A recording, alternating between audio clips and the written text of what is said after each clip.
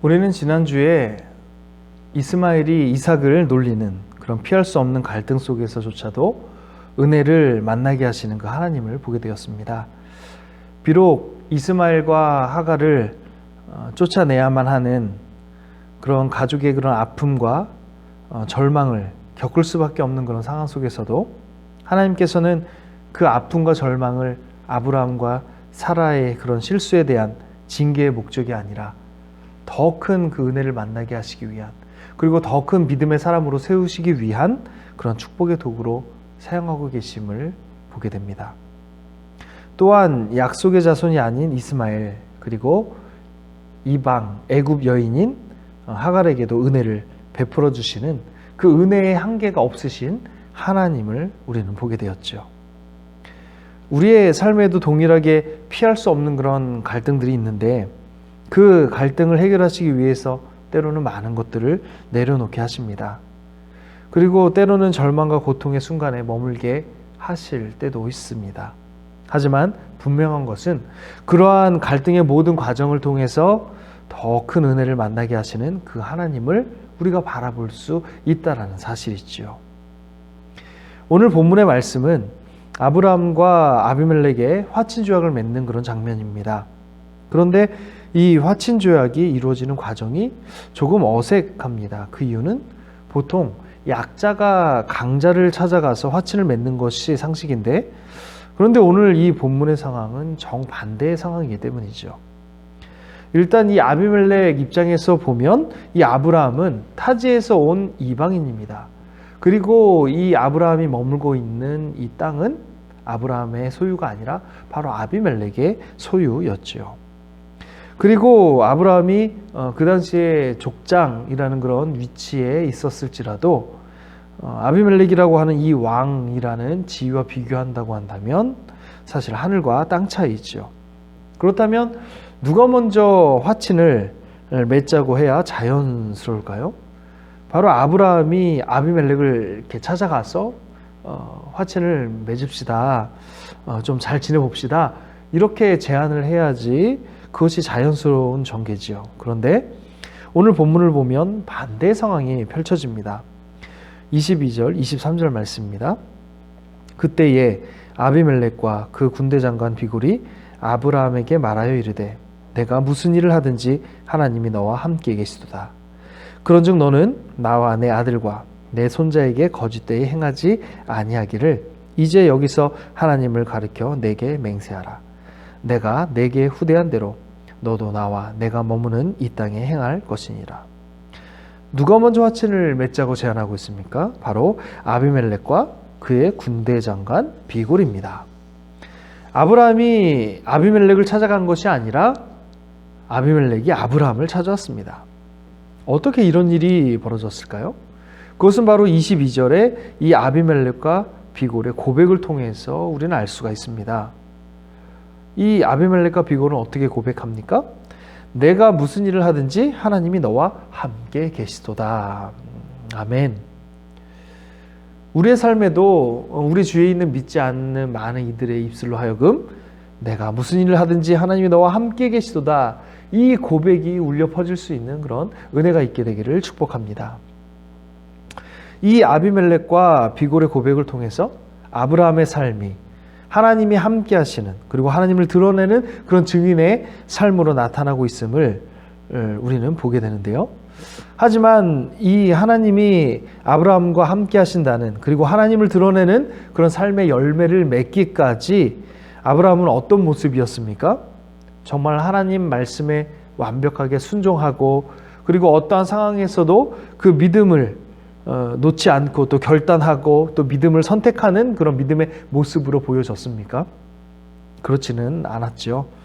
아브라함은 기근 때문에 애굽으로 내려가는, 하나님의 그 약속의 땅보다 당장 눈앞에 보이는 기근이라는 그 현실 앞에서 그것에 사로잡혀서 애굽으로 내려가기도 했고요. 또 그곳에서 자신의 목숨을 위해서 자신의 아내인 사라를 누이라고 속이기도 합니다. 하나님의 은혜 가운데 그 사라를 다시 찾아오긴 하지만 또 얼마 지나지 않아서 그랄 왕, 그리고 블레셋 땅에서 아비멜렉에게 동일한 그런 거짓말을 하게 되는 실수의 반복을 우리는 보게 되었지요. 그리고 뿐만 아니라 자손을 주시겠다는 그런 언약이 주어졌을 때 그것을 기다리지 못하고 하갈을 통해서 이스마엘을 얻는 그런 실수를 범하기도 했습니다.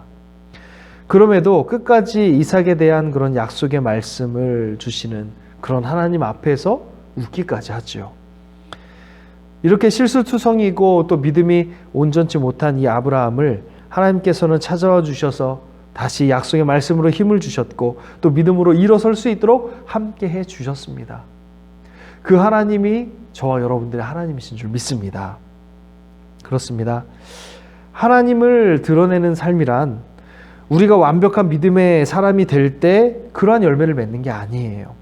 여전히 실수가 많고 그리고 여전히 그런 연약한 가운데 있을지라도 하나님께서 찾아와 주시고 우리의 삶을 붙들어 주시고 우리의 삶을 인도해 주실 때 그때 우리는 하나님을 드러내는 그런 믿음의 삶으로 나아갈 수 있습니다.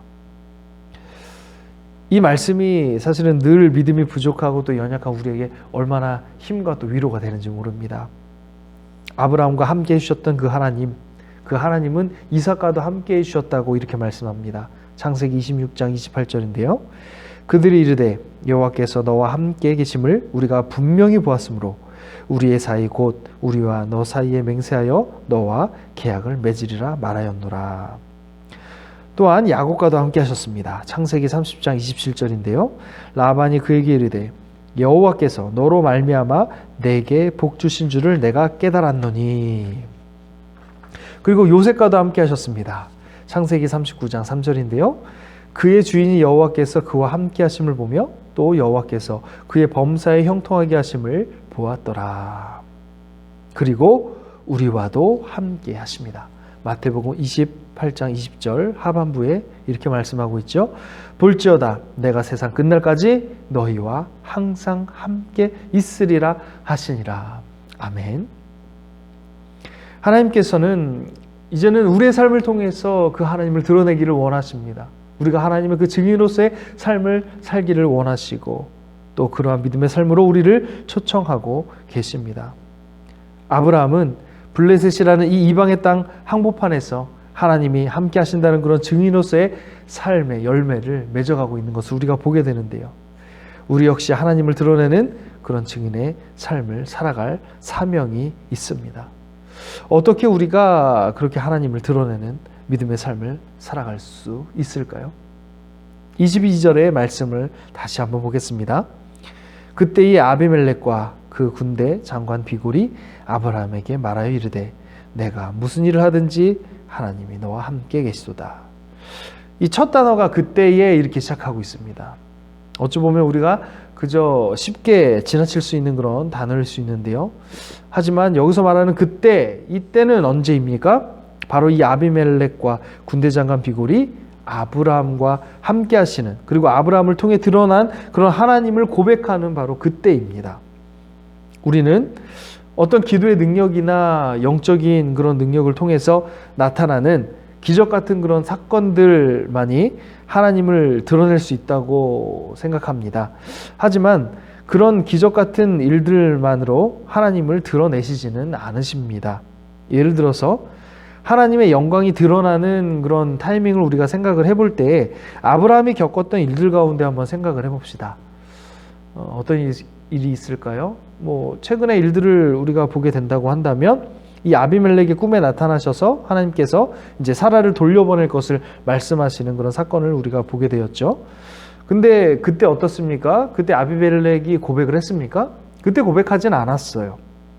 오히려 그 당시 아비멜렉은 아브라함과 함께 하시는 그런 하나님에 대해서 고백하는 장면이 등장하진 않습니다. 오히려 하나님께서 아브라함의 삶을 다루시고 그렇게 만지시고 인도하시는, 그렇게 성숙해가는 믿음의 여정을 지켜보면서 아브라함과 함께 하시는 그 하나님을 보게 된 것이지요. 하나님을 드러내는 삶은 한순간에 기적을 경험하는 것으로 되는 것이 아닙니다. 한순간의 기적은 한순간의 믿음으로 끝날 수도 있습니다. 처음에는 이제 믿음이라고 생각했다가 조금씩 지나면서 어떤 마음이 생기나요? 처음에는 내가 기도해서 그렇게 된 줄 알았는데 혹시 우연 아닌가? 그런 생각이 마음 가운데 의심으로 자리 잡을 수 있다라는 이야기죠. 그렇습니다. 치열한 어떤 영적 싸움 가운데서 이루어지는 그런 끊임없는 믿음의 선택이 하나님을 드러내는 그런 삶으로 이끕니다. 그리스도인으로서 세상 사람들과 다른 그런 믿음으로 살아가는 삶의 모습을 통해서 하나님이 드러나게 됩니다. 백마디 하나님에 대한 그런 지식을 전하는 것보다 한 번의 믿음의 삶의 모습을 보여주는 것이 하나님을 드러내는 그런 증인으로서의 사명을 잘 감당할 수 있을 줄 믿습니다. 어느 때든지 그리고 어떤 삶의 자리든지 믿음을 드러내는 믿음의 사람으로서 서게 되기를 간절히 소망합니다. 그리고 또 어떻게 우리가 하나님을 드러내는 그런 삶을 살아갈 수 있습니까? 바로 하나님의 약속의 말씀에 붙들리는 겁니다. 하나님을 드러내는 믿음의 삶은요, 약속의 말씀의 성취를 통해 이루어집니다. 그 성취를 누가 하시는 거죠? 바로 하나님께서 하시는 거죠. 아비멜렉이 이 아브라함과 함께 하시는 하나님을 어떻게 고백할 수 있었습니까? 그것은 아브라함의 어떤 경건의 능력이나 믿음의 능력 때문이 아니라 하나님께서 아브라함의 삶을 통해서 하나님의 그 언약의 말씀을 신실하게 이루어 가시는 그 현장을 이 아비멜렉이 보았고 들었기 때문입니다. 하나님의 이 약속의 자녀에 대한 언약을 성취하시기 위해서 아비멜렉으로부터 사라를 보호하셨고요. 그리고 아브라함이 아비멜렉을 위해 기도하게 하심으로 이 사라의 일 때문에 그의 식솔들이 태의 문이 닫혔었는데 이 아브라함의 기도를 통해서 다시 그 태의 문이 열리게 되고 또 자녀들이 해를 입을 것이라고 하나님께서 경고하셨는데 결국은 아브라함의 기도를 통해서 그 자녀들도 해를 입지 않는 그런 상황을 우리가 보게 되었었죠. 이렇게 아브라함은 그의 삶을 통해서 어떻게 하나님께서 그의 삶을 인도하시고 개입하시는지 아비멜렉에게 나타나게 됩니다. 그렇게 아비멜렉은 하나님을 경험하였고 또 아브라함에게 네가 보기 좋은 땅, 네가 살고 싶은 곳에서 살아라 이렇게 이야기하면서 그 하나님이 함께 하시는 이 아브라함의 삶에 굉장히 많은 관심을 가졌던 것을 보게 됐죠. 그리고 훗날 이삭이 태어났다는 그런 소식도 들었을 것입니다. 그렇기 때문에 이렇게 약속의 말씀을 성취해 가시는 그 하나님을 보게 됐을 때 이 아비멜렉은 아브라함과 함께 하신 그 하나님을 고백할 수밖에 없었고 또 인정할 수밖에 없었다라는 것이죠. 이 아비멜렉의 하나님에 대한 인식은요, 단순히 아브라함 때만 그리고 아브라함하고만 함께 하시는 그런 하나님이 아닌 아브라함의 자녀들, 그 믿음의 세대까지 함께 하시는 그 하나님이라고 생각을 했습니다. 그렇기 때문에 아까 읽었던 23절 말씀에 보면 너는 나와 내 아들과 내 손자에게 거짓되이 행하지 아니하기를 이제 여기서 하나님을 가리켜 내게 맹세하라 이렇게 말하고 있는 거죠. 아브라함은 어떻습니까? 오늘 본문의 34절 말씀에서요, 하나님의 이름을 부르는데 어떤 하나님을 부르냐면 영원하신 하나님 이렇게 하나님을 부르고 있습니다. 이렇게 아브라함도 그리고 아비멜렉도 영원하신 하나님에 대한 그런 믿음을 가지고 있었습니다. 그렇다면 우리에게도 동일하게 이러한 영원하신 하나님, 이 아브라함과 이삭과 야곱의 때만 함께 하시는 하나님이 아니라 지금 우리와 그리고 우리의 믿음의 다음 세대들과도 주님이 오시는 그날까지 함께 영원토록 하시는 그 하나님이라는 분명한 믿음이 우리 안에 있는가? 바로 그 질문이죠. 하나님이 영원하신 하나님이시라면 하나님의 약속의 말씀 역시 영원히 변하지 않는 진리의 말씀인 줄 믿습니다. 생명의 말씀인 줄 믿습니다. 능력의 말씀인 줄 믿습니다. 말씀을 더욱 신뢰하십시오. 그리고 말씀을 더욱 의지하십시오. 말씀을 더욱 더 붙드십시오. 여러분은 어떤 말씀을 붙들고 기도하십니까? 그리고 어떠한 말씀을 의지하고 기도하고 계십니까? 최근에 여러분에게 주신 약속의 말씀이 무엇입니까? 혹시 이 질문에 대답을 하시기가 곤란하시다고 한다면 우리는 말씀을 놓치고 살아가고 있는 것입니다. 우리에게 주신, 나에게 주신 그 약속의 말씀을 다시 한번 꽉 붙들 수 있는 은혜가 있게 되기를 간절히 소원합니다. 그 약속의 말씀이 나의 삶을 통해서 이루어질 때까지 그 말씀을 놓지 마십시오. 그 말씀을 붙들고 기도하는 것을 멈추지 마십시오. 그 약속의 말씀을 주신 하나님께서 반드시 그 약속을 신실하게 이루어 가실 줄로 믿습니다. 자, 또 어떻게 우리가 하나님을 드러내는 삶을 살 수 있습니까? 바로 영적 이스마엘과 하갈을 내어 보내는 거예요. 여기서 그때라고 아까 다시 한번 말씀드렸었는데, 이 그때는 뭡니까? 바로 이 아브라함이 믿음을 가지고 이스마엘과 하갈을 내어 보내는, 한마디로 세상을 향한 그 마음을 정리하는 그 믿음의 결단 가운데에 그 하나님을 드러내는 그런 믿음의 삶으로 나아가게 될 수 있었다라는 겁니다. 여기서 이 이스마엘과 하갈은 영적인 의미로 육체의 것을 의미하죠. 영적 이스마엘과 하갈을 우리는 내보내야 합니다. 내 생각, 내 뜻, 내 욕심, 세상의 가치, 이 육체의 것들을 잘 분별하여 떠나 보내야 합니다. 믿음은 세상을 향한 나의 마음을 정리하지 않고는 제대로 작동하지 않습니다. 쉽지 않지만 그 마음이 정리될 때 이 세상에서 제대로 된 그런 믿음을 가지고 살아갈 수 있고, 또 그 믿음을 통해서 하나님을 드러내는 그런 삶을 우리는 살아갈 수 있습니다. 이렇게 우리가 하나님을 드러내는 그런 믿음의 삶으로 살아가는 것, 이런 삶 자체가 너무나 큰 은혜인데요. 오늘 말씀은 하나님을 드러내는 이러한 믿음의 사람들에게 주어지는 또 다른 큰 은혜에 대해서 말씀하고 있습니다. 30절에서 34절 말씀인데요. 아브라함이 이르되 너는 내 손에서 이 암양 새끼 7을 받아 내가 이 우물을 판 증거를 삼으라 하고, 두 사람이 거기로 서로 맹세하였으므로 그곳을 브엘세바라 이름하였더라. 그들이 브엘세바에서 언약을 세우매 아비멜렉과 그 군대 장관 비골은 떠나 블레셋 사람의 땅으로 돌아갔고, 아브라함은 브엘세바에 에셀나무를 심고 거기서 영원하신 하나님 여호와의 이름을 불렀으며 그가 블레셋 사람의 땅에서 여러 날을 지냈더라. 자, 여기서 아브라함은 우물을 얻게 됩니다. 이 우물은 아비멜렉의 종들로부터 빼앗겼던 우물입니다. 바로 닫혀 있었던 그런 우물인데요. 25절에 이렇게 말씀합니다. 아비멜렉의 종들이 아브라함의 우물을 빼앗은 일에 관하여. 빼앗겼던 우물이 있죠. 닫혀 있던 우물입니다.